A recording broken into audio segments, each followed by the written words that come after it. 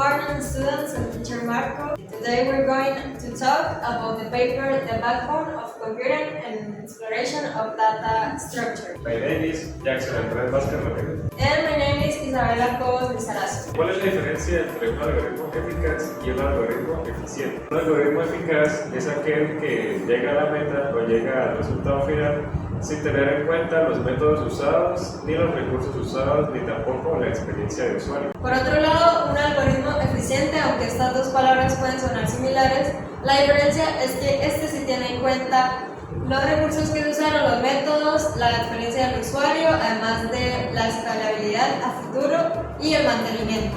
¿Qué impacto tienen las estructuras de datos en el diseño de algoritmos eficientes? Ya que en la computación constantemente estamos almacenando información, debemos tener en cuenta que esta información se necesita guardar, organizar, extraer y además acceder. Estas cuatro cosas se tienen que hacer rápido y eficientemente. Aquí es donde las estructuras de datos tienen un papel importante, ya que sin las estructuras de datos los algoritmos serían poco útiles, además de poco mantenibles y no serían escalables a futuro. De esta forma hay que adaptar los programas a la cantidad de datos que necesitemos, a nuestro contexto y nuestro dominio. A medida que crece más la población, son mayores los datos que hay que almacenar, pero pues depende de para qué usemos el sistema. ¿Qué es el time complex del orden de 1? El tiempo que toma el algoritmo en ejecutarse va a ser constante a la cantidad de entradas que tenga. Si un algoritmo con un dato se demora 2 segundos en ejecutarse, con 3, con 4, con 5 va igualmente va a durar 2 segundos en ejecutarse. ¿Qué es el espacio, el space complex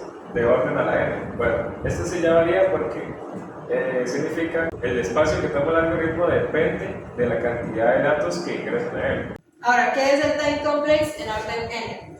En este caso también significa que el tiempo de ejecución demora una cantidad de tiempo lineal, lo que significa que entre más datos de entrada haya, más tiempo va a emplear el programa en ejecutarse. Pasaremos a comparar dos tipos de estructuras de datos, las cuales son los arrays y los árboles. ¿Cuáles son sus pros y sus contras o sus ventajas y desventajas? En los arrays tenemos que cada elemento puede ser accedido mediante un índice. Esto es verdaderamente útil cuando tenemos un arreglo de datos y sabemos qué dato queremos acceder. También puede ser útil para almacenar datos de manera secuencial, cuando no importa que se lleve un dato tras otro y simplemente se necesita almacenar de manera secuencial. Ellos son simples y lineales, por lo cual son fáciles de implementar y fáciles de mantener. Los contras de un array. A la hora de almacenar una gran cantidad de datos se vuelve ineficiente, ya que como almacena de forma lineal, necesitaría mucho espacio de memoria para almacenar los datos. Si no se tiene el index específico o la posición del dato que se quiere extraer o buscar, al buscarlo en el array se daría muy demorado. Y además, los arreglos son propensos a errores.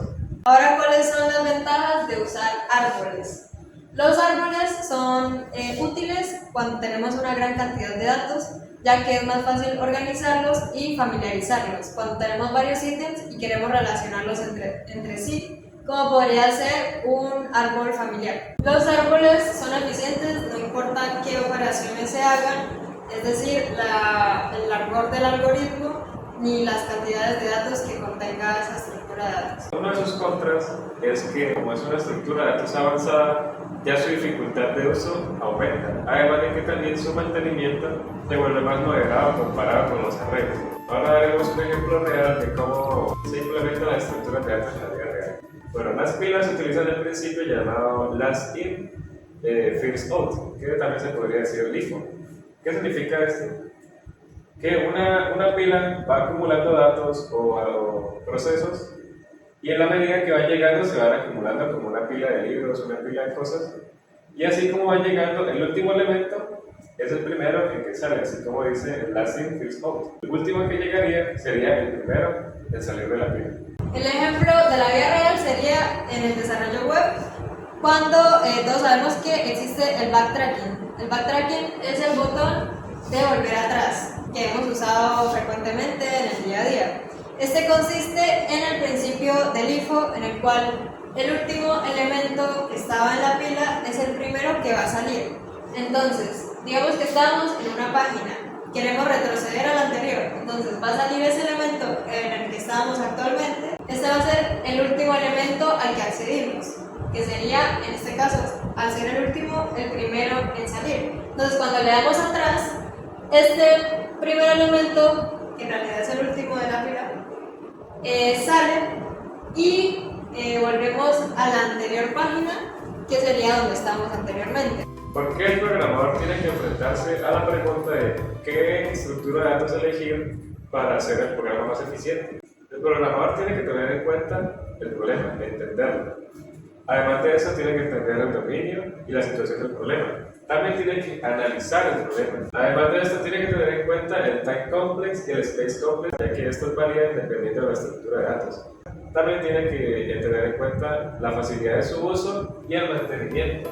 Para concluir, quisiéramos hablar sobre las reseñas positivas y negativas que tenemos del paper que acabamos de exponer. Como reseñas positivas, tenemos que el paper logró transmitir las ideas y la información de manera clara y directa. Además, mencionó cuáles eran los principios que seguían algunas de estas estructuras, como lo son el LIFO y el FIFO. Nos presenta también otros usos de las estructuras de datos, como son los métodos de ordenamiento, como el quicksort, el merge sort, entre otros. Para finalizar, nos muestra ejemplos en la vida real de donde se pueden utilizar estructuras de datos. Uno de sus contras es que el paper no tiene imágenes, ni gráficos, ni nada ilustrativo, solo tiene la tabla donde muestra el time complex, el space complex, la facilidad de uso y los mantenimientos de las diferentes estructuras de datos, pero el resto no tiene ningún gráfico, ni diagrama, ni nada que pueda ser didáctico.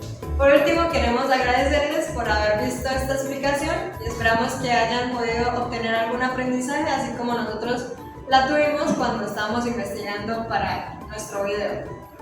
Gracias por ver.